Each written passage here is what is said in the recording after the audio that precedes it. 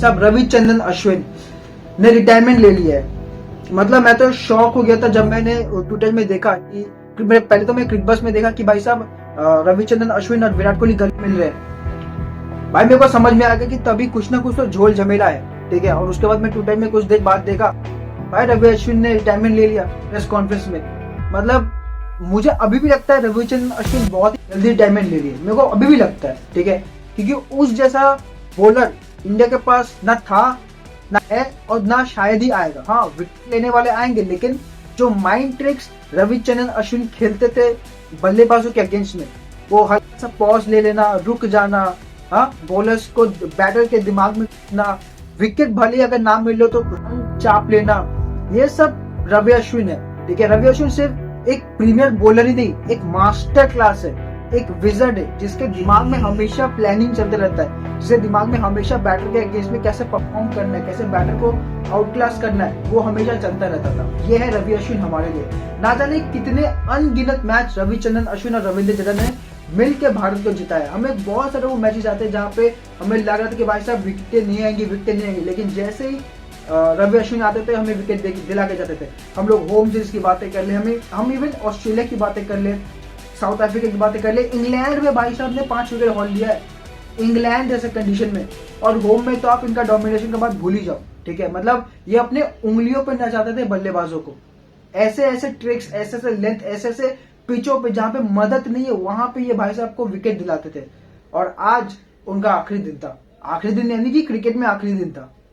मतलब भाई मेरे को अभी भी लगता है बहुत जल्दी रिटायरमेंट ले लिया है, बहुत जल्दी रिटायरमेंट ले लिया। मेरे को कहीं ना कहीं ये भी लगने लगा है कि भाई साहब टीम मैनेजमेंट जो है वो भी कहीं ना कहीं रविचंद्रन अश्विन से आगे देख रही थी। तो अच्छा है कि भाई अश्विन को समझ में आ गया, अकॉर्डिंग टू अश्विन को समझ में आ गया कि भाई साहब मेरा जर्नी इतना तक ही था, ठीक है, बस ठीक है, अब मैं यहां तक ठीक हूं, अब दूसरों को खेलना पड़ेगा। भाई बहुत बड़ा गैप अब भरना पड़ेगा इंडियन स्पिनर्स को, एक्चुअली बहुत बड़ा गैप भरना पड़ेगा, क्योंकि रविचंद्रन अश्विन ना सिर्फ एक बॉलर थे बल्कि ऑलराउंडर थे, बल्कि एक कैप्टन भी थे, वाइस कैप्टन भी थे टीम के। उनके इर्द गिर्द काफी बार टीम भी बनी थी, उनके लिए काफी बार झगड़ा भी किया गया कि नहीं भाई अश्विन को खिलाओ, अश्विन को खिलाओ। और जब अश्विन को खिलाया जाता था भाई साहब उनका प्रदर्शन देखो। वापस से इस टेस्ट मैच में आते हैं। अब देखो भाई सीरीज ड्रॉ है, ठीक है ना, पहला इंडिया ने जीता, दूसरा ऑस्ट्रेलिया ने जीता, तीसरा ऑस्ट्रेलिया जीते जीते रह गया। ये हम लोग ये कह सकते हैं कि ऑस्ट्रेलिया के मुंह से भारत ने जीत को छीन के ले आया है। और इसी के साथ ही साथ ये सीरीज तो अभी तक जीवित है ही है, लेकिन WTC का जो होप है पहुंचने का वो भी कहीं ना कहीं जीवित है। क्योंकि अगर हम लोग मेलबर्न वाला टेस्ट जीतते हैं और SCG वाला टेस्ट जीतते हैं, कोई जरूरत नहीं कोई भी और किसी के ऊपर रिलाय करने का, क्योंकि पहले मैच हम लोग जीता हुआ है, 3-1 से हम लोग जीत जाएंगे और WTC का फाइनल में। लेकिन ये जितना बोलने में इजी लग रहा है उतना है नहीं, क्योंकि मेलबर्न में हमें अच्छा प्रदर्शन करना पड़ेगा, ऊपर से उसके बाद SCG में भी हम लोग को अच्छा प्रदर्शन करना पड़ेगा। और कहीं ना कहीं मुझे भी लगता है कि थोड़े जो टाइड्स है ना, जो सेकेंड टेस्ट मैच के बाद जो ऑस्ट्रेलिया के पक्ष में चल गया था, अब वो भारत के पक्ष में, मुझे ऐसा लगता है। क्योंकि देखो जब दूसरा टेस्ट मैच ऑस्ट्रेलिया जीता, ठीक है, बहुत ही कन्विंसिंग मैनर से जीता, और हम सबको लगा था कि भाई साहब तीसरा टेस्ट मैच भी ऑस्ट्रेलिया जीत ही जाएगा, और एग्जैक्टली वही हो रहा था, एग्जैक्टली। लेकिन भाई साहब बारिश तो तुम छोड़ो, हमारे जो बॉलर ने जो कमाल किया था ना कल, आकाशदीप और जसप्रीत बुमराह ने, उसके वजह से ये सीरीज अभी तक जीवित है, WTC का होप अभी तक जीवित है। मतलब क्या कहने भाई साहब, क्या कहने उन आकाशदीप का और जसप्रीत बुमराह का। मेरे को लग रहा था कि भाई साहब आकाशदीप ना कल पैट कमिंस से और 2 लंबा लंबा लगा था, अगर वो लाइट खराब ना होता, अगर जो रोशनी अच्छा होता ना, तो आकाशदीप और लंबा लंबा लगाता पैट कमिंस को, मिचेल स्टार्क को, ठीक है, क्योंकि हेजलवुड था नहीं, हेजलवुड रहता तो उसको भी मार पड़ता, ठीक है। और उसके सामने अगर वो उस पैट कमिंस की जगह नेथन लायन आता, लंबा सीधा लंबा लंबा निकलता उसके बाद ही बात, ठीक है।